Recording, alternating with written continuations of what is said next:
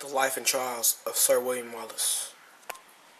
This photo shows actor Mel Gibson portraying the character of William Wallace in the movie Braveheart. Little is known about the life of William Wallace before the year 1297.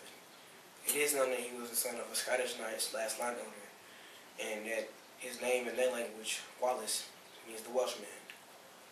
It is also said that he is descended from Richard Wallace, who followed the Stuart family to Scotland in the 12th century. Wallace was certainly educated by his uncle, who was a priest at Dunipace, which was a small town near the village of Falkirk, Scotland. He was taught French and Latin by his uncle.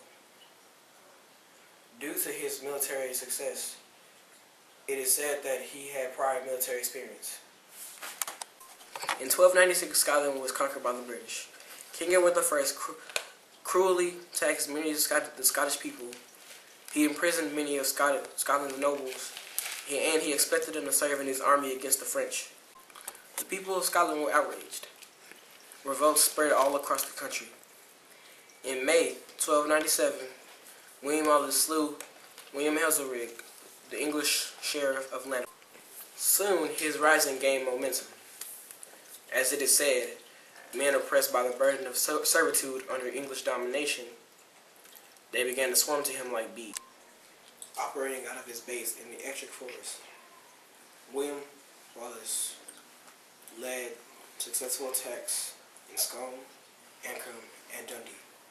Meanwhile, in the north, the young Andrew Murray led even more successful attacks. From Avon and the Black Isles, he took Inverness and struck Urquhart Castle by Loch Ness.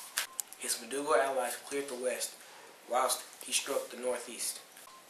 Wallace's rising drew strength from the south, and with most of Scotland liberated, him and Murray faced open battle with an English army. It is said that history repeats itself, simply due to the fact because on September 11th, Wallace and Murray achieved a stunning victory at the Battle of Stirling Bridge. The English left with 5,000 dead, including the despised treasurer Hugh Cressingham, whose skin was taken as a victory item and made a belt for Wallace's sword. However, the Scottish suffered one casualty. Andrew Murray, who was badly wounded, died 2 months after the battle. The commander of Scotland's army is what they called him. Wallace was now knighted and made the Guardian of Scotland by their king, Balliol, at the Forest of Kirk. It was a remarkable achievement for a mere knight to have the power over nobles and stuff. Wallace now guided Scottish policy. Letters were sent to Europe of Scotland's renewed liberty. Militarily, he took the war into northern England, raiding around Newcastle, causing havoc. Wallace evaded capture until August 5th, 1305. John de Menteith was a Scottish knight that was loyal to King Edward, turned him over near Rob Roy. Wallace was transported to London to take him to Westminster Hall, and he was tried for atrocities, saying, "I could not be a traitor to Edward when I was never his subject."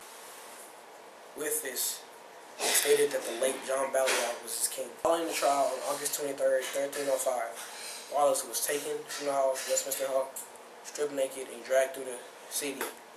He was beheaded, then he was cut into 4 points. Then they preserved his head and tar. His limbs were displayed separately upon Newcastle. So is the life of a loyal Scottish man that was loved